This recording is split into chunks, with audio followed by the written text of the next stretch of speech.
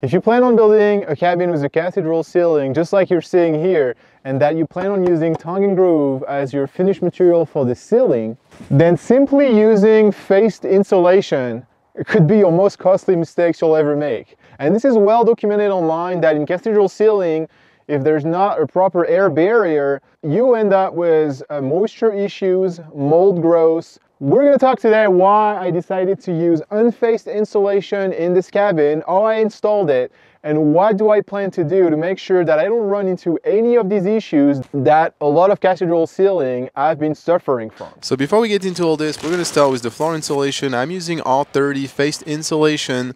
That's for the underside of the cabin, and that is what is required by code for my area. Definitely want to wear some protective equipment as this is fiberglass and you don't want to breathe that in. So this is a pretty straightforward process. The pieces of insulation already fit between your 16-inch spacing for your joist. I decided to go ahead and use a stapler to attach it to the underside of the flange sheathing, but make sure to use staples that are not too deep. And if you need smaller pieces, I mean, fiberglass insulation is fairly easy to cut with a knife. I think you just want to cut everything a little bigger so that it fits snug in there. Alright, well, that's some work to do. This is definitely going to take a minute. So it's definitely a tedious process, but also keep in mind that, you know, I selected 2x10 joists just because I needed enough depth to fit that R30 insulation. Structurally speaking, I think a 2x8 would be sufficient. So always keep in mind that your framing sizes might be dictated by your insulation and not your structural requirement. And as I was installing this insulation, I really couldn't help but think about all the mice, raccoon, and other rodents in the forest probably looking at me at the moment and saying, man, this looks like the really nice nest you're building for us. And so I knew I had to do something about it, and so I decided to get some 1/4 inch outward cloth, which was going to go directly under the insulation and hopefully keep it as protected as possible. So I started trying to cut this thing with a little wire cutter, and it was really ridiculous. It would literally take me forever. So you just want to use a pair of snippets to cut this stuff, and you really can cut through it like going through butter. See, what did I just tell you? It's been already just a couple of hours, and I was already getting all sorts of insects and stuff trying to nest in that newly installed installation. So I'm not gonna lie, trying to install the outward close alone is an absolute nightmare. I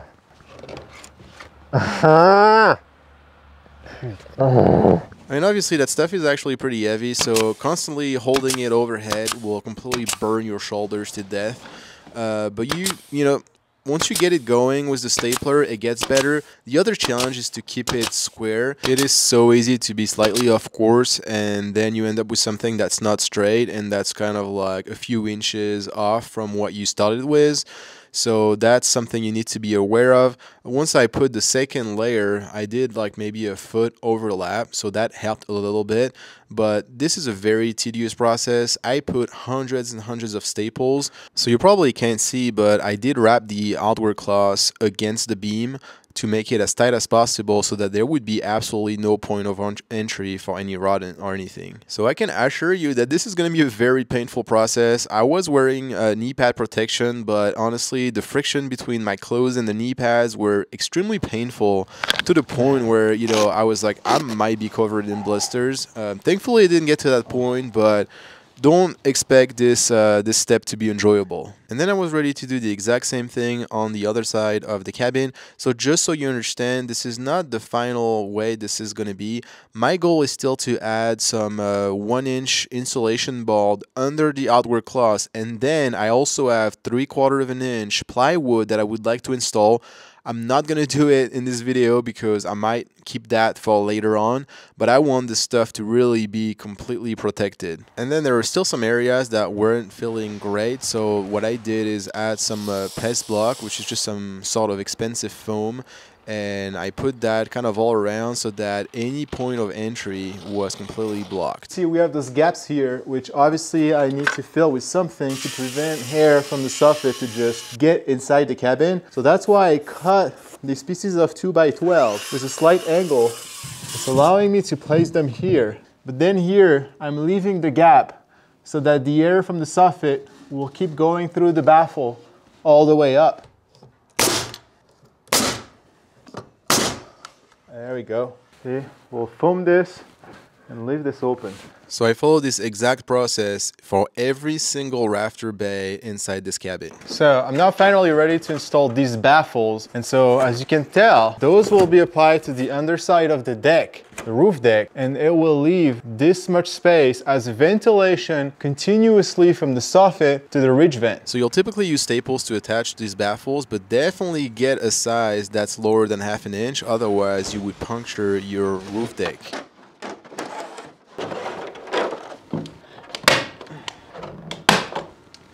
So to be honest with you, it wasn't clear how you were supposed to overlap these baffles. Like there's nothing that fit like perfectly when you put one on top of the other. So I went a little conservative and I really overlapped, you know, I don't know, almost 12 inches. And I used sealant as well because I wanted to make it airtight as much as possible. So you will see that I did install the baffles from the top to the bottom. And some people install them from the bottom to the top. And my reasoning is that if there's any condensation ever forming to the underside of the roof deck, then with my method it would make its way through the baffles all the way to the soffit. And also because I used sealant at the joint, then hopefully no air rising through the baffles would leak at the splices. And then to finish up everything nicely at the soffit, I just used a smaller piece which would overlap with the baffle and then get completely stapled to the underside of the deck as well as the piece of blocking I added. And then I could use any sort of spray foam to fill up all the gaps so that I know I would have something that would be completely airtight. So take advantage of putting that foam everywhere. You can see here I put it all at the overlook. It's really to minimize air infiltration, bug, whatever could get in through here. So see here, I wasn't too sure what to do because this is where the overhang takes place. So obviously you will not be able to place your baffles to ventilate that spacing. So I don't know if that's the right thing to do, but I just decided to go ahead and I completely sealed it off so that no air would get in, because if it were to get in, it would have nowhere to go. I mean, installing this stuff is a big mess. I mean, it gets super gooey. I mean, that's why you really have to wear gloves and glasses. I mean, trust me, if you put that stuff on your finger, it's almost impossible to remove. But the good thing is, when that stuff is cured, it's very easy to clean. You're probably wondering, well, why did you put so much to begin with? Well, those things are really difficult to control, and they just spit out a lot of material. So before I move forward with installing the wall insulation, I needed to make sure that all my electrical outlet, air barrier were completely sealed off. And so that meant installing sealant all around the wires that were going in. Obviously I had some situation where it was a little difficult, such as this big fall gang boxes. I actually had to use 2 pieces, so I did what I could, used a lot of sealant everywhere, and hopefully managed to make it also as airtight as possible. I really recommend using this one because it truly sticks to everything. All right, let's move on to wall insulation, shall we? So I did use R19 unfaced insulation. Again, that is a code requirement, which also forced me to use 2x6 walls. You would not be able to fit this much insulation value in a 2x4 wall. Well, maybe if you use like spray foam, but I mean, that was not my case. The only thing you have to be really careful of is that you will have to split your insulation around your wires. But apart from that, it's a fairly simple process, and the insulation is already a little bit oversized so that it will fit snugly into your 16 inches on center stud spacing. Oh wow, that looks absolutely brilliant. That looks absolutely awesome. I just can't stop smiling because this is a big step. Like, because what goes after insulation and the vapor barrier, it's the finished material. So like, I'm getting closer to finishing this cabin, and that's an amazing feeling, I'm not gonna lie. It really gives you like a perspective of how massive this wall is. And I'm sure the video doesn't even do it justice. This construction step is amazing. You're moving insulation, which doesn't weigh anything, and then you cut it really easily with a knife. And then you just have to shove it between the studs. It doesn't have to be perfect. It just, it's just so nice. After everything I've been through with this cabin, And I know there will still be a ton of challenges before I finish this all, but at least this is so nice to get a really well-deserved break that for the next few days, I'm just gonna put insulation and my body's not gonna hurt and I'm not gonna be sweating bullets. I'm just gonna listen to music and install the insulation one bat at a time. Awesome is that. So indeed, it really felt like I was making good progress fairly fast. I mean, I still had to work in tight spaces, especially above the bathroom, but it went fine, to be honest. So before going crazy with putting the insulation everywhere, you really have to think twice about it, because you need to make sure that at every location you have something to cache whatever finished material you're going to install, whether that being sheetrock, backer bolt for your tile, or tongue and groove. So for that reason, I ended up adding a lot of little pieces of studs or wood in corners where I needed proper support for everything. So when you work with like your normal stud spacing, it goes really fast. You just have to cut to length and install your piece of insulation. On the front wall, I did have some stud spacing that were smaller, especially around the door and windows. So it did take a little longer because I would have to take little slivers or insulation to fit in there. But again, compared to other stuff I've done in this cabin, this is fairly easy. So another thing that I forgot to do, which I should have done before putting the insulation, is that some of the blocking in my wall were sticking out. And I could already think about, hey, when I'm going to put my tongue and groove, this is going to be an absolute pain to not have this blocking flush. So using a hand planner, you can really go back, and if you have anything sticking out, just make it all flush. Do it now before you install any of the finished materials. So there you have it. Here's a quick look of all the insulation installed on all the walls, the two side walls and the front and rear gable end walls. I mean, in my opinion, it looked amazing. So I was finally ready to move on to the ceiling insulation, and I'm required to use R38 insulation in my area, but because I have a Cathedral ceiling, I had to use R38C, which is pretty much just R38, but in a compressed version, meaning that it's only 10¼ of an inch thick, and so it will fit into a 2x12 rafter even by having the 1-inch gap with the baffle. And for the top piece, I did try to do some sort of angle cut so that it would fit as best as possible between the rafter and going against the ridge beam. Yeah, that's pretty good fit.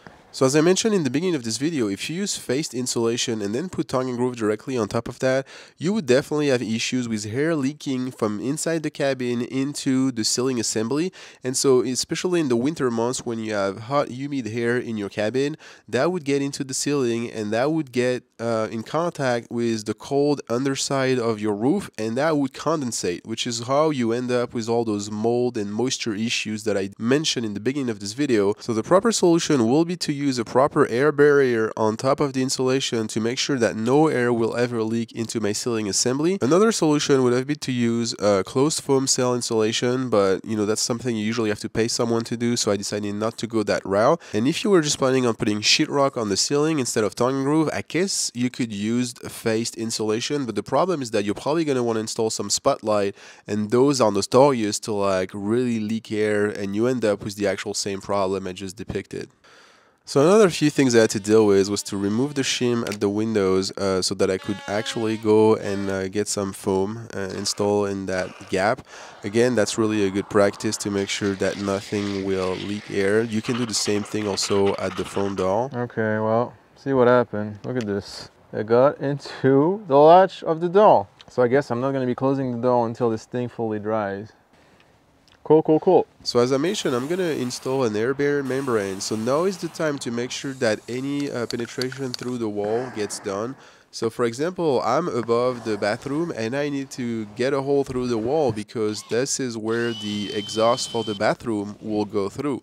So obviously I pre-drilled a small little hole to kind of know where I was, and then did a bigger hole with a hole saw, so that I could install my exhaust. And obviously, I mean, you can use a lot of silicone to place that in. So again, in an effort to limit, if not eliminate, any kind of hair leakage from the outside to the inside.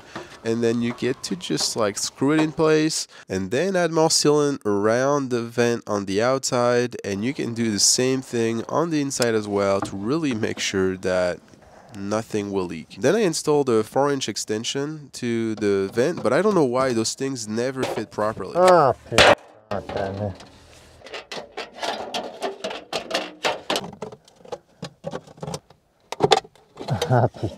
Oh no. Alright, keep trying. No! Allez! And I finally succeeded. So then you use one of those little clamp ring around it, and that's how you secure it in place. And then you can do like kind of like a hole directly in your insulation so that you can place your insulation back all around it. Yeah, that's pretty good. One less thing to do. So another thing that will go through the wall that I needed to plan for is that this cabin is going to be heated and cooled with a mini split system. So now is the time to install a hole in the wall where the inside unit is going to be placed, because I will need a hole for my line set and my drain line to go through my wall. So I'm installing a little piece of framing here because you need to actually slope that opening a little bit so that if there were any condensation, it would actually just make its way to the outside instead of dripping inside the cabin. So now that you've seen me install all the insulation in this cabin, in the next episode we will talk about this membrane, this vapor barrier that I keep talking about, and you will see how I will go from this To that! Alright, I'll see you guys next time.